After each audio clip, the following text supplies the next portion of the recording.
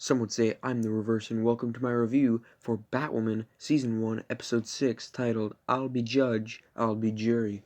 Let's start off with my general thoughts about the episode. I thought this episode was probably the second best episode of this season so far.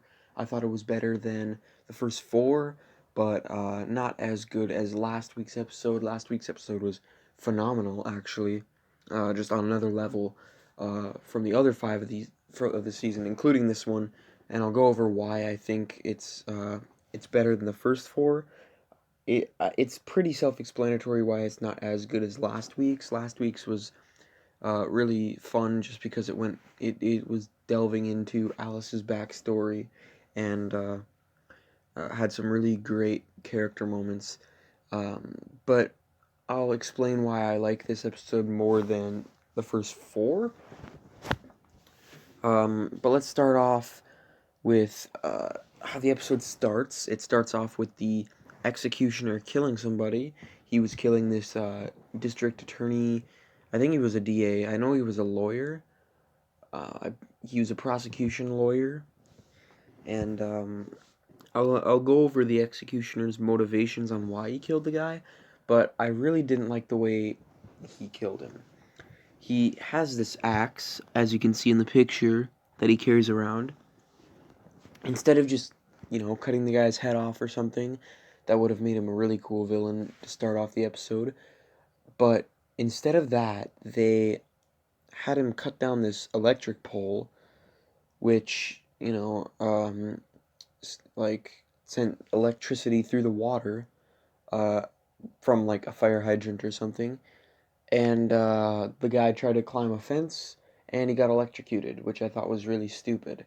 Um, they were doing it because they wanted to have him kill people through capital punishment. This was like an homage to an electric chair, and later he had a gas chamber homage, and I'll explain each and every one of these. And what was the other one? I can't remember exactly, but yeah, I thought this was a really stupid way to kill somebody. Oh yeah, the other one was with a firing squad. He killed a police officer. I'll go over some of that stuff later if I get to it. It's not really a huge part of the episode. But yeah, I thought it was a cool way to start off the episode, but I thought it was a stupid way that they killed the DA guy. Next, we had a Joker reference. Um, they were talking about the death of the guy on the news, and how he put away some of I think they were talking about how he put away some of Gotham's worst, including Jack Napier, aka the Joker, um, which is a name that he used only a few times in the comics, and he also used it in the Batman 1989 movie.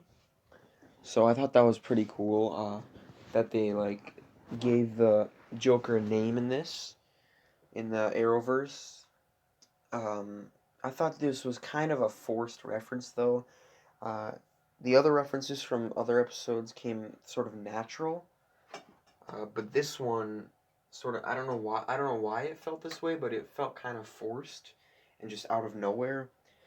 Um, but I thought it was a cool reference nonetheless. It was I mean, it made me go, hey, that's a cool connection to the Batman mythos. And especially because, Joker is one of my favorite villains, if not my favorite villain, especially after seeing the new Joker movie, which I thought was really, really good, by the way. I haven't really talked about that movie on this channel, but I thought it was really good. But, yeah, that's just something I thought was worth noting, because it is a reference to the Joker, which is, like, the most popular, one of the best comic book villains there is, and just fictional villains in all. But then we have Alice. She gives Mouse a new face. This is Alice's storyline. This episode, heavily involved with Mouse in this episode. Just their storylines together. She gives him this new face, which makes him look exactly like the hostage that she had, which I thought was kind of far-fetched considering, I mean, it's not his face that she used. It's someone else's, and somehow he looks the exact same. And obviously he's good at mimicry, so it would make sense that they sound the same. But the fact that they look the same when they use a different face, I don't know. It doesn't really matter, but yeah. Uh, Basically, what they were trying to do is, well, the guy worked for Hamilton Industries. If you don't know who that is, it's Catherine's company. So he goes in and he takes the weapon that um, Mouse takes the weapon that the guy he looks like made. So it's basically a weapon that can kill Batwoman. It can like penetrate a bat suit basically. So that's basically that's the extent of their storyline this episode. Also, they had a pretty cool a few scenes together, like they were playing checkers and uh Kate, or who called her? I can't remember. But another scene, Kate, or no, I'm thinking, I'm not thinking clearly. Batwoman or Alice was playing checkers with the hostage. That's what it was, not Mouse. And then Mouse called Alice, and she sounded like Batwoman, or she sounded like Kate. And yeah, she basically, or Mouse tricked Alice into revealing that Kate is Batwoman, and that was a little bit of conflict between them because she didn't tell him that Kate was Batwoman. So yeah, and then at the end she says she didn't kill Kate because she's still her sister. And then Mouse says, real family doesn't abandon each other. So yeah, that was basically the extent of Alice and Mouse's storyline this episode. Um, let's go back to that DA guy and how he connects to Luke. Apparently, he was the one that uh, put away the guy that killed Lucius Fox, who's dead in the Arrowverse. Apparently, he died in like 2015. So, yeah, another reference to Batman and his mythos. Lucius Fox, if you didn't know, is the guy who makes Batman's tech in the comics, in Dark Knight trilogy, in the Arkham video games, in in basically everything except for the old movies. I think Lucius Fox is a newer character, but um, yeah, he's dead, and it kind of makes sense because he wasn't really around in the series for Luke, uh, and just around Wayne Enterprises and stuff, and the fact that he got killed kind of explains everything. But yeah, the guy who killed him, um, the DA put him away, and that's that's why Luke is sad about him dying, and also sad about him being accused fraud, of falsely accusing these criminals, which connects back to the executioner. He made a video, and basically he's been an executioner at Blackgate for like 20 years. So he wasn't a bad guy. But it turns out he was killing guilt or innocent people who uh, were quote unquote proven guilty. They weren't actually guilty. He's been killing some innocent people, which is why he's targeting the people who framed the criminals, which includes a DA, a cop, um, and the judge. So he kills the DA, like I said. He electrocutes him, which was stupid.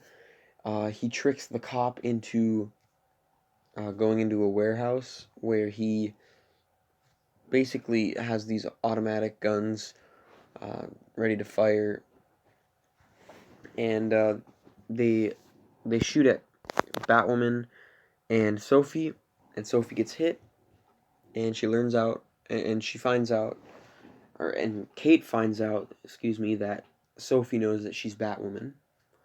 So, and that's Sophie's storyline for the episode, and then she's brought to Mary's place to be healed after being shot,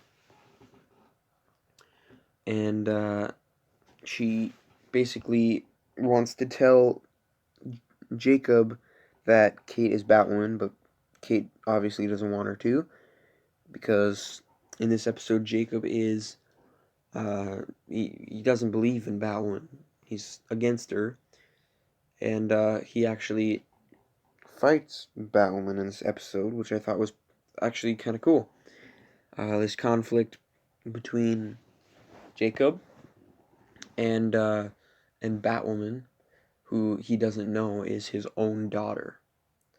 So yeah, I thought the conflict was pretty cool, and the character development with him in this episode is him learning to blame himself for the way Beth is and for the car accident, and not Batman, who he's been blaming the whole time. And yeah, he just has a hard time believing in Batwoman because of the symbol that she has on her chest. Because, well, it reminds him of Batman, which, I mean, they're wearing the same suit, so I guess that makes sense.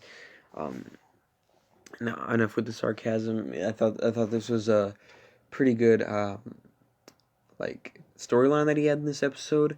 Definitely not as good as last week's when he had a face off with Alice. I thought that was such a cool scene. Um, when they were confronting each other and he's yelling at her to put the knife down when she's about to slit her wrist, and then he comes closer and she stabs him.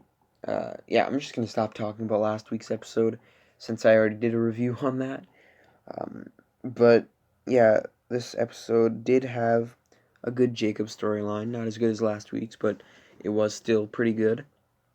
But eventually, he isn't really enemies with her after she saves him from the courtroom, which was getting filled up with gas because he wanted to kill the judge, or the executioner wanted to kill the judge, and they got locked in there. And I saw some people complaining about this, about how she got rid of the gas. Not necessarily the way she did it, but the fact that it's Luke who always basically comes up with the answer. Because Batman usually is a detective. And, I mean, this is her first year being Batwoman, but still, it's not really, it should be her coming up with these decisions. He should be making tech for her, but instead he's right in her ear, telling her what to do, basically coming up with all the decisions, which is kind of annoying. That's what they did with Flash in the first few seasons. They aren't doing that anymore. Um, like nobody is on the comms with Barry anymore, which I thought is, uh, which I actually noticed about the new season. But they are doing this with Batwoman, and I mean it's not too big a deal. I didn't really notice it until I saw people talking about it online, and I'm like, oh yeah, I haven't really noticed that at all. But yeah, it's a big issue, I guess, with the season so far, and I think it's just because they're trying to fit Luke into the storylines a lot more than they should be able to. I mean, instead of giving him his own contained storyline, instead they're just like basically making him be the eyes and ears for Batwoman, telling her what to do. Uh, and I think they're just doing that so they can give Luke something to do, which I think is kind of stupid. They should just have him make new tech or whatever. But yeah, I'm just gonna stop talking about this because it's I'm spending a lot more time on something that doesn't matter that much. But yeah, Sophie knows that Kate is Batwoman. Jacob does not. Another thing, another what's it called? Easter egg to Mayor Cobblepot in this episode. We had Joker Easter egg, and now we have Cobblepot one. Just a lot of references in this episode. What else do we have? Not much that I haven't covered, but most of the conflicts are resolved by the end. Mouse and Alice have that weapon that they're going to use against Batwoman. At least I think that's what they're going to do. Might be a little plot twist in there where they do something else. I don't know. But yeah, that's and their conflict was resolved by the end. So nothing really more to say about that storyline. Sophie healed and eventually, sort of left Mary's medical facility thingamajig. And I don't, she didn't eventually tell Jacob the identity of Batwoman, I guess. And they eventually, I think, did they stop? I forgot how they stopped the. Oh yeah, she just had a fight with the executioner afterwards, and Jacob shot him. So that's how the executioner went down. I kind of forgot about that. Kind of a forgettable moment, but yeah, that's how he went down. He had a fight, which actually was a pretty well choreographed fight between him and Batwoman. So I think the choreography and the action and the stunts are getting way better from episode to episode. So yeah, they had a pretty good fight scene, and then Jacob came in, shot him right in the back. So, that's basically all I have to say about the episode. I don't really have much to say about the trailer for next week's episode. There's nothing that really excites me about it. But obviously, I'll be doing a review for that when it comes out. Stay tuned for my Supergirl review. It'll be coming out later today. By the way, I'm sorry these reviews are a little bit late today. I have stuff. I had stuff to do. I was kind of busy throughout the entire day. I didn't have a lot of time to record this and edit it and get it out to you guys. But I hope it doesn't really matter. There's not a lot of you that watch these. But nonetheless, yeah, my Supergirl review will either be coming out today or tomorrow on Tuesday. Like I said last week, I think, on the Flash episode and the Arrow episode. I don't know if I said, but yeah, we have a break for Flash and Arrow tomorrow. No Flash or Arrow, which sucks. So we have to wait until next week.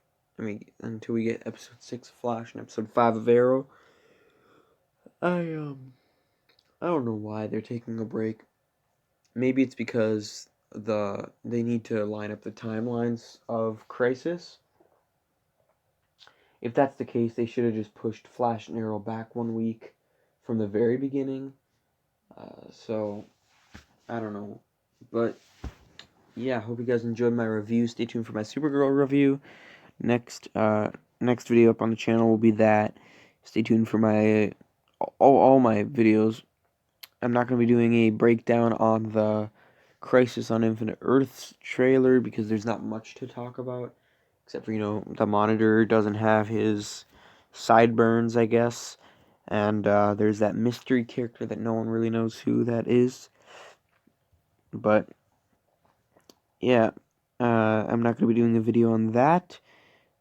Definitely, though, I'm getting more and more hyped for the Crisis. Only a few weeks away.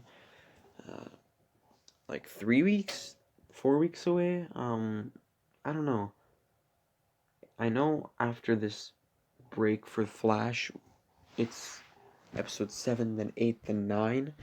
9 is the Crisis, so I think it's 3 weeks away, I believe. Or no, 4 weeks away, I'm sorry. But yeah, 4 weeks away from the Crisis, month away. I am super hyped. Tell me in the comments what you thought of my review, or what you thought of the episode. Tell me what you liked, tell me what you disliked. How would you rank this episode? with the first 5 episodes of this season. Like I said, I think it's better than the first 4, but not as good as last episode. I don't think it comes nearly as close as last episode, but I still thought it was a pretty good episode. Second best so far. But yeah, tell me how you'd rank it. Tell me tell me if you liked it or if you disliked it. Stay tuned for my future reviews, including the Supergirl one tonight or tomorrow. But nonetheless, don't forget to like, comment, share, and subscribe. See ya.